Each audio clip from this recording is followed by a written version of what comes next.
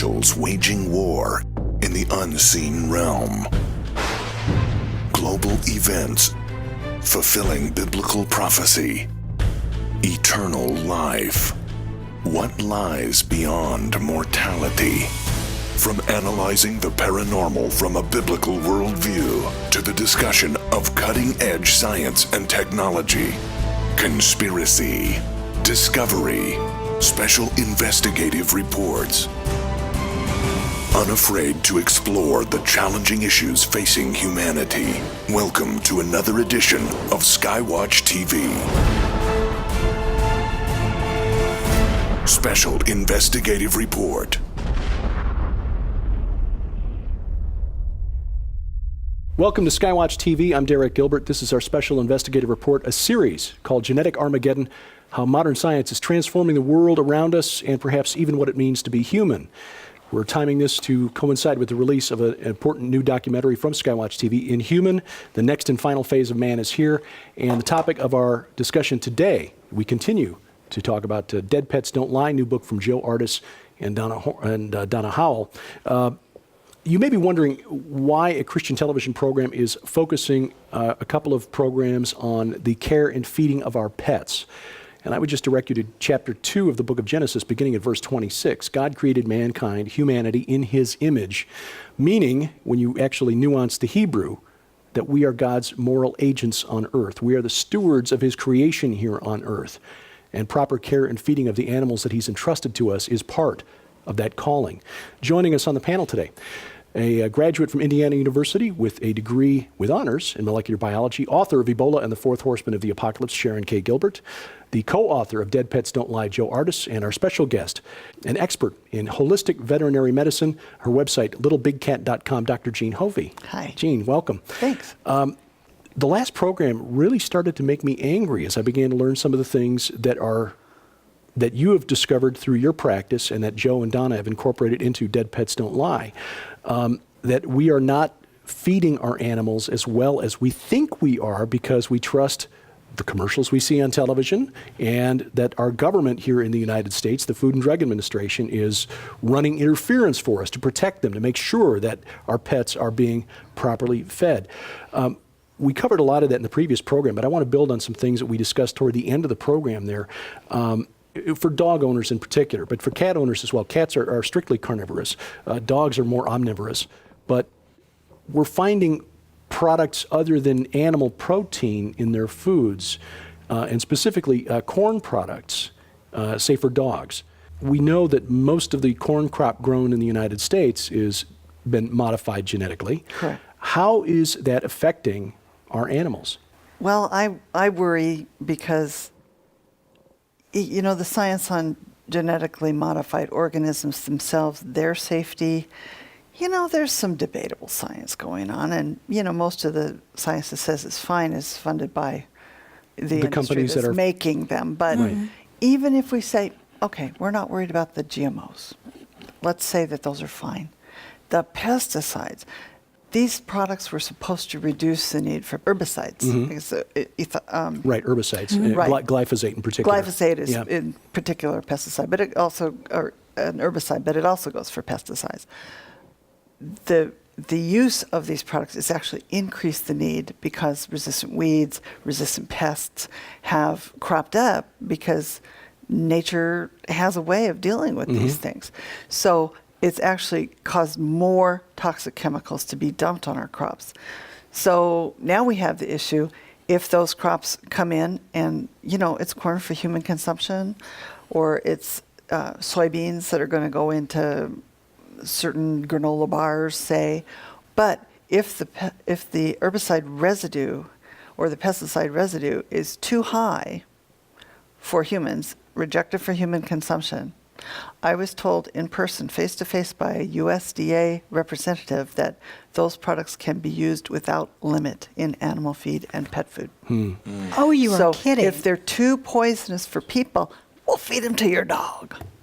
You also mentioned a process that we didn't really cover much in the previous program, and the way some of these ingredients are processed, especially at rendering plants where they are denatured and that the protein is denatured. How does that affect the protein, and then how does that in turn affect our animals when they consume the feed?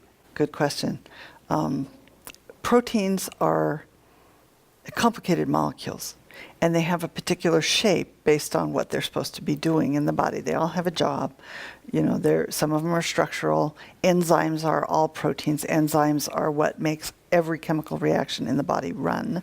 So if you don't have the correct proteins, you're going to be losing some function in the body. Now, whether that actually shows up as illness or not depends on dose and time and everything, and genetic susceptibility. But heat denatures proteins, and denature just means distort. So it causes the protein to unfold in its characteristic way and turn into something else, kind of a kind of a thing. And those proteins are unnatural. They're processed into pet food. Our pets' bodies take them in, and the cells in the guts and the cells that deal with the transport of nutrients and stuff, they see that and they say, whoa, what is that? Mm-hmm. And it's an invader. It's a foreign body that needs to be neutralized. Now, even normal proteins can cause this reaction. For example, the number one allergen in dogs and cats is chicken, mostly because chicken's in pretty much everything, and allergies are formed to proteins that we've been chronically exposed to. So your dog could have been eating a chicken-based food for its whole life, and at 3 or 4 years old suddenly develops an allergy to it. Well, that is how allergies work. It's rare to have an allergic reaction the very first time you're exposed to something. Now, there are exceptions to that, of course, and bee stings and things like that.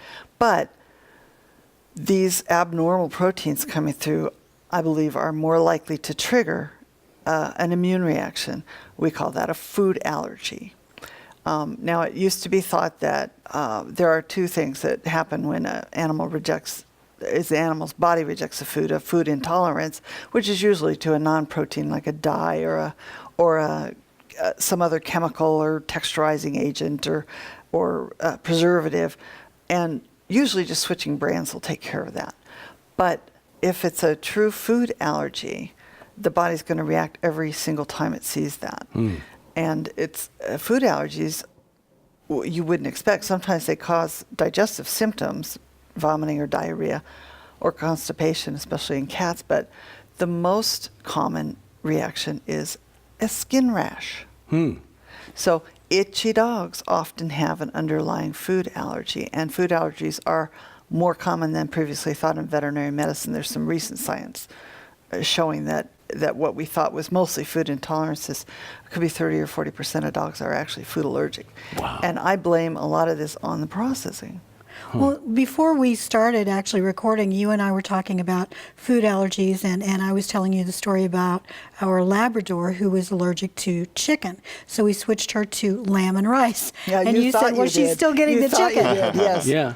There have been 5 studies in the last few years that have examined what is actually in the food, and they've done DNA testing looking for various species of animals that are commonly in the food. Beef, pigs, lamb, chicken, fish, that kind of thing. 5 studies have shown that what's on the label only has about a 60% chance of reflecting what's actually in the food. This is appalling, and when I brought it up to the veterinary nutritionist group I'm a member of, and to AFCO that sets the standards for pet food, and the FDA, their response was, "Oh, yeah, it happens. Oh well." Well, if you have a chicken allergic dog and you're feeding him a food that's venison and quinoa, and you think you're feeding a hypoallergenic food, the chances of chicken being in that are very high.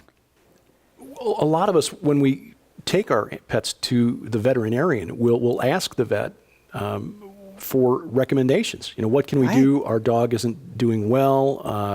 What can you recommend for? You mentioned something else in the last program that I think we need to expand on. You said during your training in school, you received all of 2 hours coursework on pet nutrition. Pet nutrition. Out of 4 years. Out of 4 years.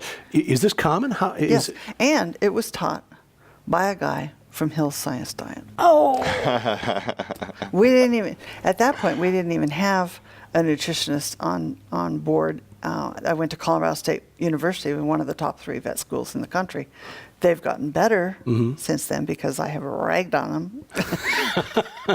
And, it's become embarrassing for veterinary schools not to have a nutritionist. But, at most of the schools that have a nutritionist, their salary, it's an endowed chair paid for by one of 2 primary companies, Purina and Hills.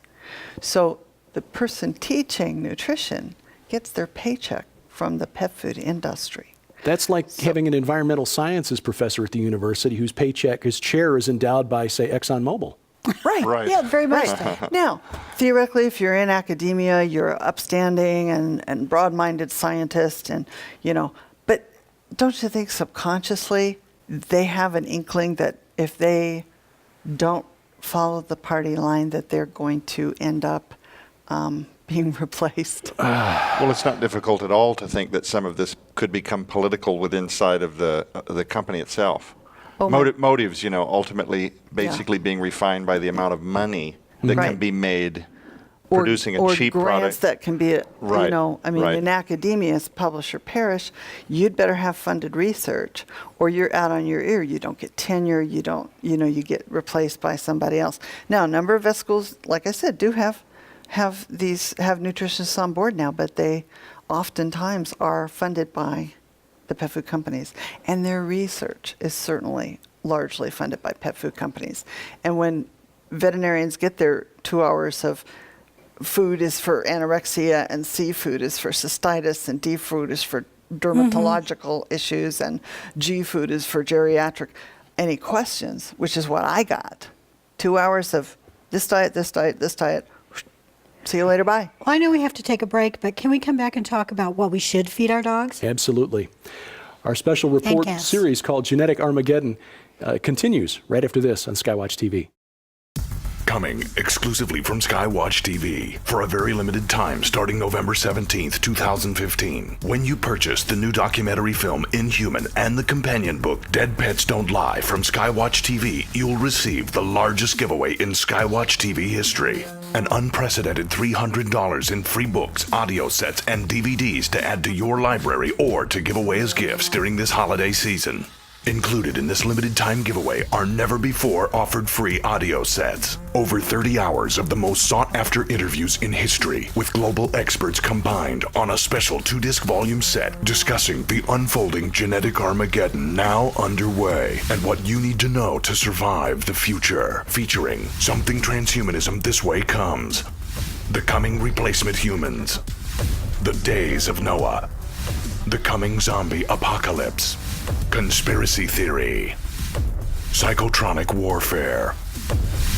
Also, for a very limited time, in addition to the never-before-offered free best-selling audio sets, if you order before this special offer expires, you'll also receive the multi-part SkyWatch TV special investigative report on Inhuman the documentary and Dead Pets Don't Lie, the award-winning book Forbidden Gates, Pandemonium's Engine, the best-selling DVD by dog behavior expert Joe Artis, The Natural Dog Training Method.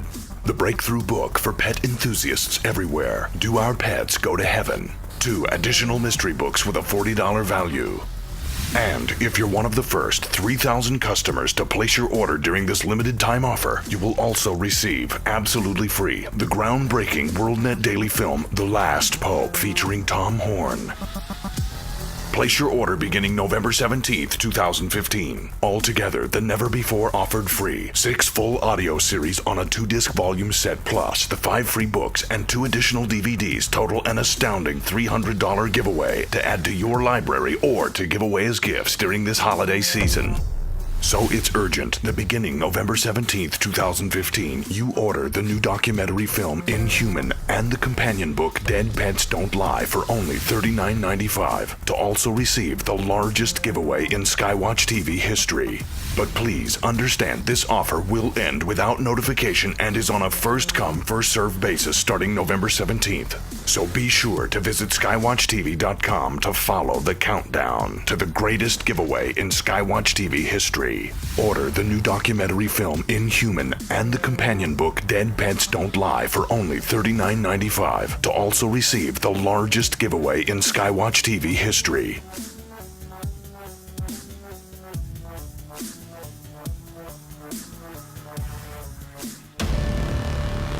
Coming this November.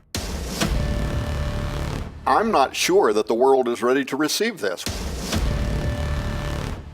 Tom Horn, Joe Ardis, Donna Howell, and the SkyWatch investigation team join a host of global experts in the conclusion of a multi-year undercover inquiry that exposes what the U.S. government, the FDA, and monster corporations have been hiding from you. We're talking about everything from the food that we eat to animals and pet animals to ultimately humans. Literally, what we have been doing with genetically modified crops, what we have and are doing with transgenically made animals, we fully intend to do with the human race. I mean, how many people know right now that the last scientist in Congress, Bill Foster, recently spoke before Congress. He wrote an article for The Hill in which he says that right now the top science departments in our government that dole out taxpayer-funded revenue have already been ordered to literally create the guidelines that are going to be used for genetically modifying the human race. I think 90% of Americans would be shocked if they learned that their cats and dogs were eating these diseased meats and euthanized pets. During our investigation, we were able to verify that if your pet Fluffy had been euthanized at one of these vet clinics or one of these shelters, it would be recycled into food byproducts, toothpaste, cosmetics, deodorant. The stench is overwhelming. It's unbelievable. Coming in November, an unprecedented, official, and imposing undercover report that exposes what government agencies and greedy corporations are hiding about a genetic menace that is slowly, quietly, secretly killing and transforming all of creation. They have made a Faustian deal with the devil. I'm talking about our government. They have sold out the best interest of Americans to greedy monster corporations that are in their back pockets. Coming this November exclusively from SkyWatch TV. Dead Pets Don't Lie. Inhuman the documentary. Survive the future.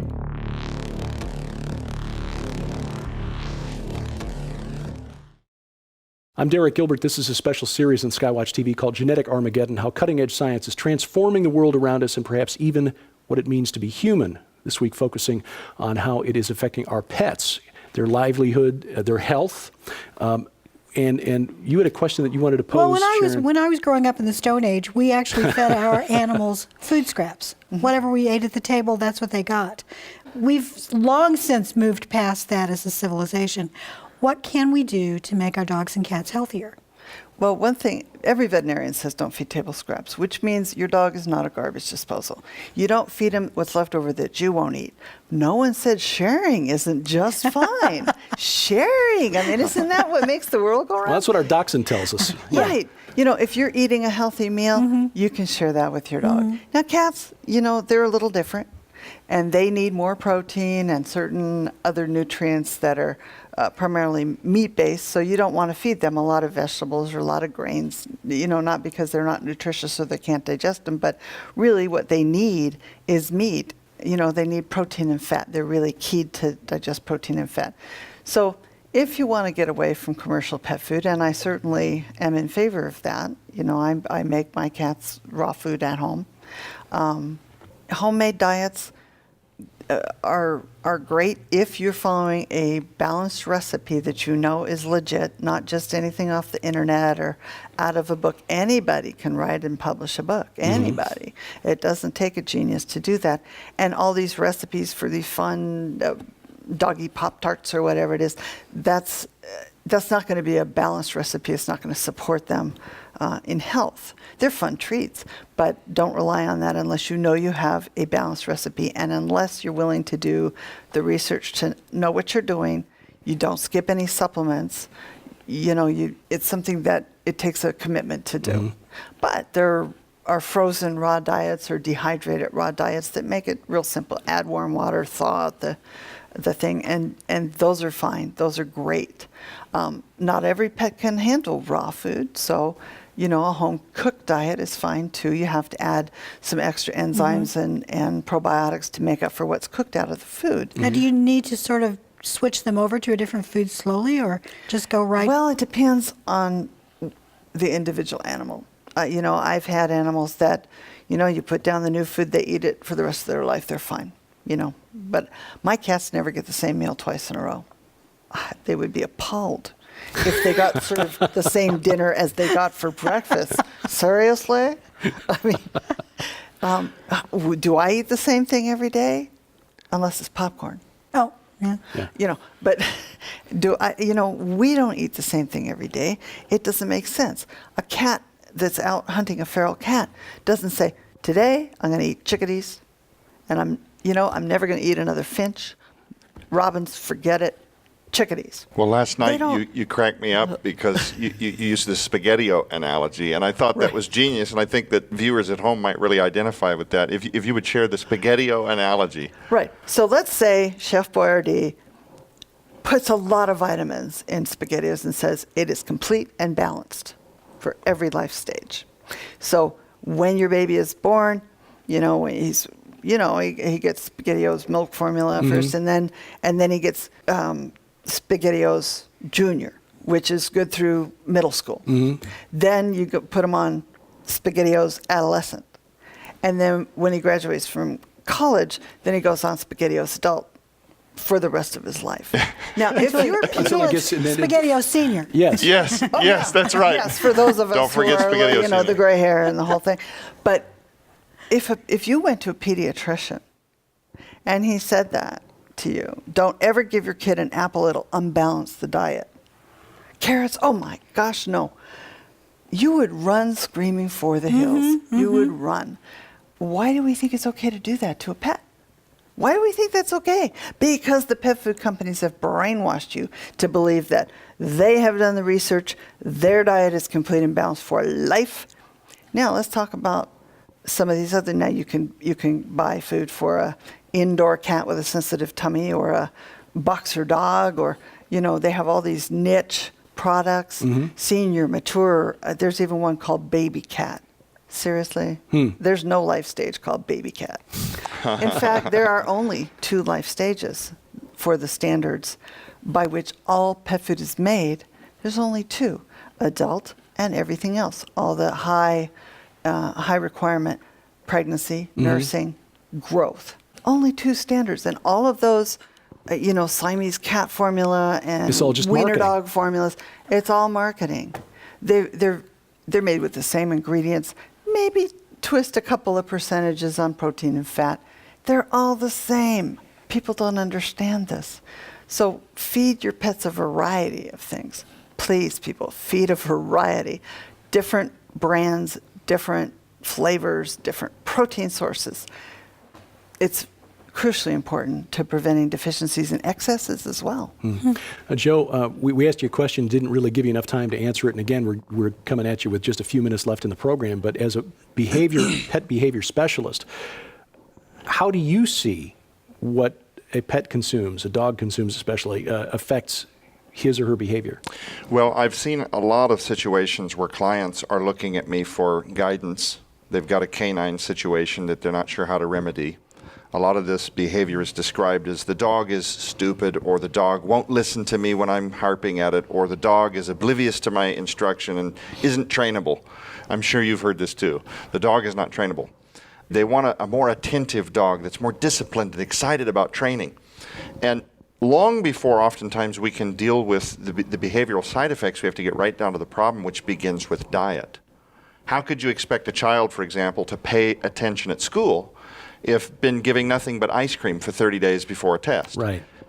The frame of mind is not going to be balanced and calm and ready to receive information. So how can we expect our pets to be attentive and thrive on training when they're irritable and agitated and they feel sick. Yeah. So you have to pay attention to the external signs that your animals are communicating with you when they're behaving around you. You have to be really watching, because if you're expecting that ideal, trainable, behavioral situation at home, diet is almost always overlooked. It's broadly overlooked. People want behavior recommendations. They want YouTube videos that are a minute and a half that tell them how to quick fix Right. the attention span of a pet. And so it's really important that you take Dr. Hofve's advice and feed a balanced diet. And if you are going to buy commercial food, if that's the only option you have in life and you absolutely work full time and you have to go that route, then change brands, so that if one particular brand after 30 days becomes deficient, or they've switched their protein resources, or they're getting food from a different vendor now, you can often kind of offset that by switching brands and keep your dog constantly rotating through a variety of foods that way. Right. And you told me that the wet is better. The wet food is better. Especially for cats, no dry food. Yeah. No dry food, there's lots of research on that. But quickly, if your animal is eating commercial food, add some fresh food. Add some broccoli to your dog. supplement Add it. a little raw meat even for your cat. Just even a little bit, even just on Sundays or Saturday night if that's your inclination, or Friday night for some of my friends. It's gonna, every little bit of fresh, wholesome nutrition, doctors say for us, this goes for our pets. Oh, this flew by. Where would you recommend people turn for some good basic guidance, information that we can trust about how to feed our pets better? Right. Well, my website, littlebigcat.com, has a huge section on nutrition. I've published books about both dog and cat nutrition and kind of lifestyle, because it goes beyond nutrition to be truly healthy, right? There, for dog food, if somebody wants to know what are the better brands of dog food, dogfoodadvisor.com is very good. I'm working on a book for dogs. I have an ebook for cats called What Cats Should Eat. Working on what dogs should eat. Don't give up. I'll get it done soon. But, there are a lot of us out there that have done the research. I'm a little unique because I'm a veterinarian and I've done the research, and there's very few of us. Yeah. But what I learned in vet school was zero, basically. I had to learn it all on my own. In addition to Dr. Hofve's writings and the research that she's done, people can also check out the book Dead Pets Don't Lie. One of the goals that Donna Howell and I created for ourselves early in the book is that it would read very much to the person at home that doesn't have a lot of academia experience, they don't have a lot of veterinarian experience, and they just want the kind of easy to read, spoon-fed breakdown of where to start, what to look for, what to avoid on labels, what to look for on labels. And this is the book forthcoming. We are called by the Lord to be good stewards of His creation, and that includes the animals that we have taken into our care. It is our responsibility to do the research and treat them well. That's what the Lord meant when He told Adam and Eve to go forth and take dominion over the birds of the air, the fish in the sea, and the beasts of the field. As part of our report on the genetic Armageddon, how cutting-edge science is transforming our world, I'm Derek Gilbert. We thank you for watching as we keep watch. This is SkyWatch TV.